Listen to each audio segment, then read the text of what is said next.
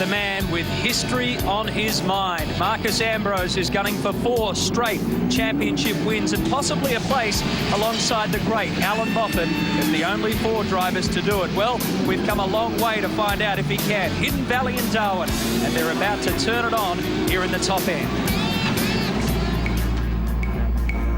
It's a long road to the top, but the Outback could be the road to payback.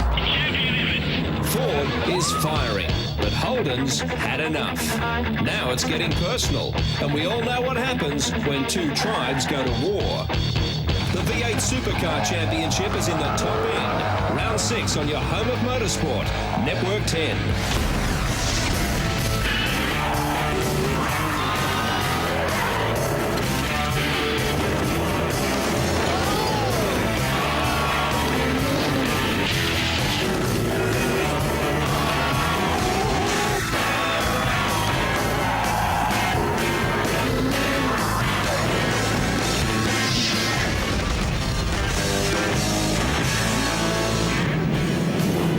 Crisscrossed the continent to the tune of thousands of kilometres to bring us to Hidden Valley, a venue that first appeared on the V8 Supercar calendar in 1998. It's hosting its 6th touring car round this weekend.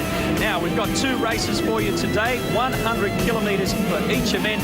And around here, that's 35 laps. The pit window is between laps 2 and 24. There is only 1 compulsory stop for tyres. The forecast for today, typically Darwin, hot, a maximum of 34 degrees. You can add around 15 for the track temperature and plus 20 or more for the cabin temperature. Good afternoon. Welcome to Network 10's coverage of the V8 Supercar Championship.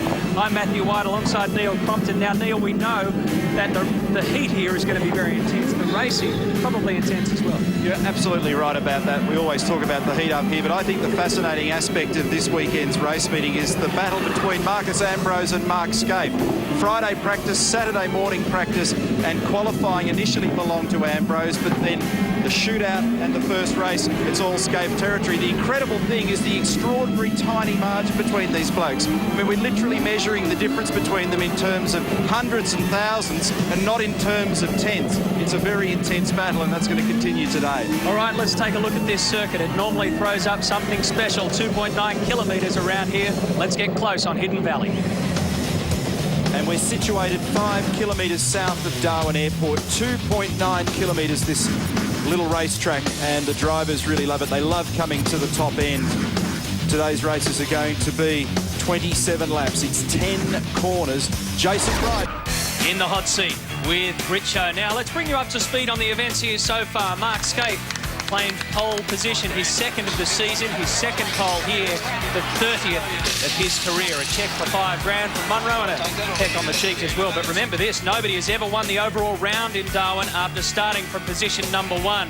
But Scape is certainly on the way after race 1, and from the get-go, controversy yesterday. Russell Ingall speared off in a tangle that once again put Greg Murphy in the frame. Now, from the available angles that we have, it's hard to tell exactly what happened or who hit who, but you can see the resulting mess. And the net result was a badly bruised BA Falcon for Ingall and the end of race 1 for the Enforcer. This is the view from inside the cockpit of Greg Murphy's car. Up on the left comes car number 9. Big, bad, messy stuff. We'll have more on this shortly when we get into pit lane and find out what all the wash-up was, but we can see what the result was for Russell Ingall. Down to turn 1, drama all day. Paul Morris involved in a little pirouette, so too was Paul Dumbrell, and Cameron McConville forced to take evasive action. Craig Lowndes had some troubles throughout the day. He had problems in the rear left as Morris tried to rejoin the race there. Look at Lowndes' car number 6, Cat Ford. He qualified 7th, finished race 1 28th. Mark Larkham had one of those days. This is his 95th championship start. He finished race 1 26th, and that wasn't the only time he went off into the dirt. Look at turn 1. This was the scene of all the drama. Bernard versus Baird. Sorry, folks, gaps closed. Cameron McConville, again, has to go out wide to get around the mess. It was a pretty bad day all round for Ford Performance Racing. I already mentioned the bad day for Mark Larkham. What about Glenn Seaton? Broke a water pump belt, forced to retire. No more action for Glenn Seaton. At the end of all that, it was a 17-lap dash.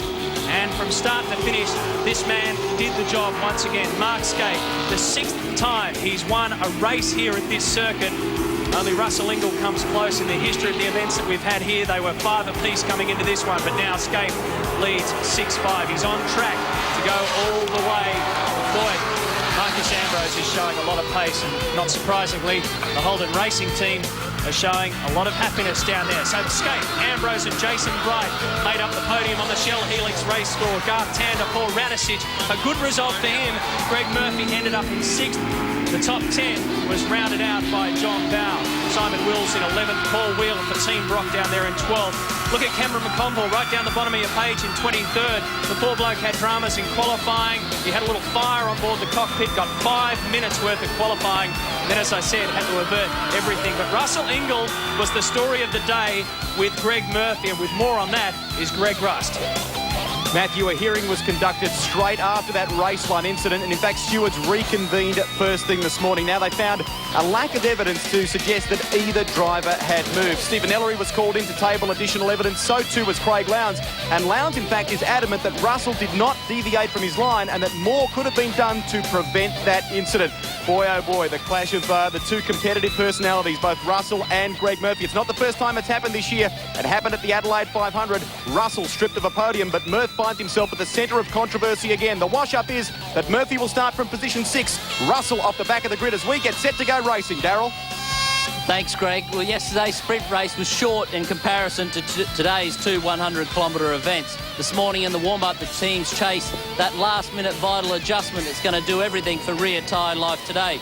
Skate's team HRT ran a 50-pound lighter rear spring, which was no good to him in the end.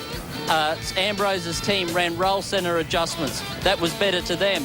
Stephen Richards found extra speed out of that car this morning in the warm-up, which was good. But the biggest difference is, it's all it takes now is the difference of 1 click heel there on the shocks between Ambrose and Skate, and that's the difference for a victory. Thank you, Darryl. The roar is building up. Let's take a break. We'll be back with race 2 here at Hidden Valley right after this.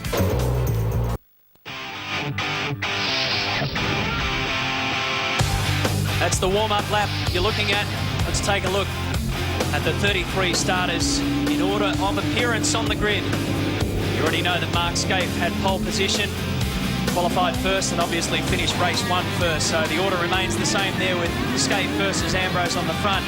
From position 5, it's a good run for Paul Radicic, who had his best qualifying performance this weekend, finished up 8th in the shootout, and I think he'll be a contender today. Stephen Ellery very happy to be inside the top 10 after missing the shootout by 5/100ths of a second. And Stephen Richards with a brand new VY Commodore, very fast in early practice, put brand new tyres on in qualifying, and the car had a lot of understeer, but they've learned a lot more about that vehicle going into this race. Paul Wheel in position number 12. 13 will be Stephen Johnson. They've tried to get the chassis balance working on the Shell Helix Racing.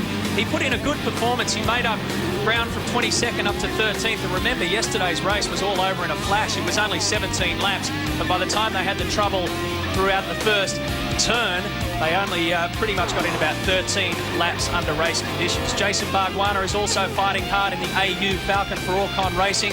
Rodney Forbes will have a teammate again this weekend from 00 Motorsport. Greg Ritter will be racing this weekend. Cameron McConville will start from 23.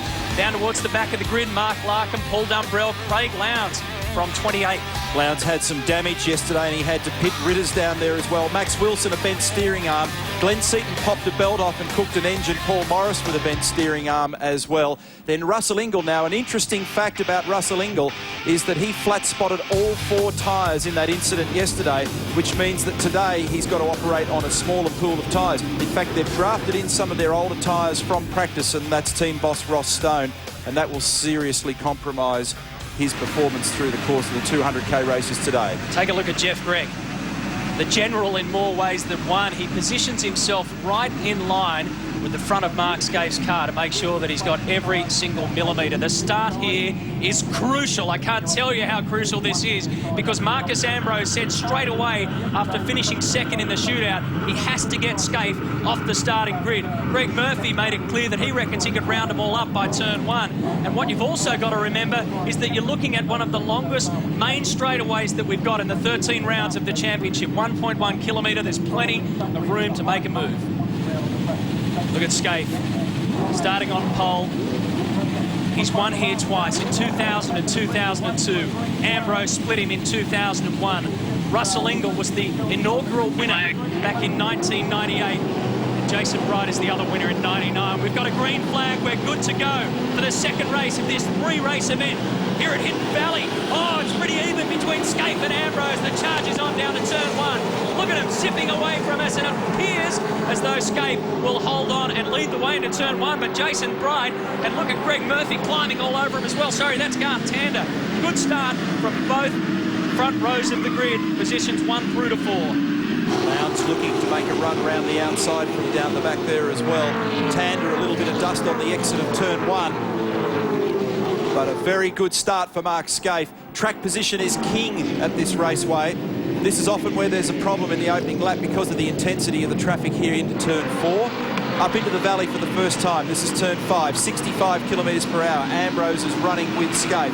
Oh, a bit of drama here in the pack as one of the Team Dynamic cars turns Bradley Jones around Jason Richards. That started about 40 or 50 metres earlier than that. One of the Shell cars took an opportunity to go through on the inside while that was all unfolding. And that further delays some of the key players at the back of the pack here. You go back to 2002 and you'll probably remember the massive crash that we had, as Neil mentioned, on that turn, the lead into turn 4. There was 7 cars wiped out, one straight flash, but the flash at the moment past the start-finish line is all red. Mark Scaife, Marcus Ambrose. A 1 minute 19.5 standing lap time for Scaife as Murphy takes a look on the inside of Tander. Cleaner start to activities by comparison with yesterday's first event, and 2 cars in with damage already. Richards, obviously, we know why that is, and Stephen Johnson, car 17, tangled up in all that as well. Stephen Johnson qualified. Left rear tyre is damaged. In fact, I think it's completely ripped apart on that car. Yes, it is. Qualified 22nd, and as I mentioned at the top, fought his way through to finish in 13th. Saw him last night. He was looking pretty relaxed, and they were kind of happy that they had found a few of the answers that they were looking for. Here's back to the mess at turn 5 involving Jason Richards, and in the end, as probably mentioned, it started sort of 40, 50 metres back to where the impact happened, and Bradley Jones is left facing the wrong way. What about this? Russell Ingall has moved up 8 positions in his first lap. So Ingall up to 25 after starting from 33. Lap 2 is now down. That means the pit window is officially open. A 109.7125 for Mark Scaife. That's good pace. Quicker pace in the opening stages of this race by comparison with the first event yesterday. Greg? Kim Jones has been on the radio talking to his brother Neil. They're a little bit concerned about the Aussie Mail Ford wandering around on its tyres at the moment. He can't see. Brad reckons he won't be able to see any visible evidence of that. Kim's looking over the pit wall at the moment. Stephen Johnson's left rear tyre had a lot of damage to the rim. He's not sure who hit him. Well, the Aussie Mail car will no doubt have damage to suspension somewhere as a result of that contact with Jason Richards, so they may have an alignment issue. Bernard runs wide at 4. We saw Stephen Ellery out in the boonies down at turn 1. And Craig Lowndes has got the rear bumper assembly hanging off the back of the Cat car. Look at the chaos there. 3 cars wide up into turn 5 at the Valley. Anthony Tratt hangs the tail on the exit. Ingall continues to blast his way through this pack at the moment. This will be Stephen Ellery in the Super Cheap Auto Ford, a victim at turn 1. Been working on suspension, set up. Marcus Ambrose has snuck past Mark Scaife. Must have happened on the exit of turn 10. They knew that they had plenty of grunt going down the main straight, the Pertec boys, and it appears as though that has come to the fore right now, and Marcus Ambrose has gone to the front as a result. Some action in pit lane. Looks like one of the Team Brock cars. Bowes in as well. That's Paul Wheel, and Todd Kelly goes in. The tyre change. Look at this, 9.3 for Ambrose. Ambrose at the top of the chart there, so that's a heck of a lap time from him. Very quick, a little bit cooler than the hotter temperatures yesterday afternoon's event. What an amazing performance from Marcus Ambrose. If you judged on what happened in race 1, the highlights that we showed you yesterday, we said, can't tell you how crucial that start was. Marcus Ambrose has got him somewhere. And this will be it. So he's missed a gear. First and second. Scaife, He's missed a gear. It's a real awkward gear change there from second to third. That had me puzzled. That's the explanation. 9-3 for Ambrose, 9-7 the last lap for Bright. The other thing about a big rev like that is that it's possible that you can have overhead damage in the engine. It'll be a big one at that spot. That means that Mark has sacrificed track position, Darryl. One of the other issues that was raised after the last event at Barbagallo Raceway was right of way for those that were leaving their service bay area and joining the fast lane again. The ruling is from the race director that if you are leaving your pit lane and you've been released by the car controller, then right of way is adjudged to have been given to the car in the fast lane, and you must yield. You cannot parallel down the inside of that lane. In other words, you can't make a two abreast chain down there. Rusty? Well, Neil, just to add to what you're saying there, it's been bedlam at this early stage in pit lane, and it's amazing to watch everyone do that, to follow the race director's comments and stick out. Basically, Russell Ingall came in mid-pack, but he had to join at the end of the queue, giving way to everyone. Now, Marcus Ambrose is in. So Ambrose now comes in. Remember, Scaife's already been in. The boys are there, Darryl. Everyone's had pretty good stops. They are actually having a little bit of a play with that roll center. It'll look like about a quarter of a turn and he's out. Good stop. Like it was very efficient. So not only efficient from the point of view of changing rubber, but also an opportunity to just trim the car. Leaves Jason Bright as the leader.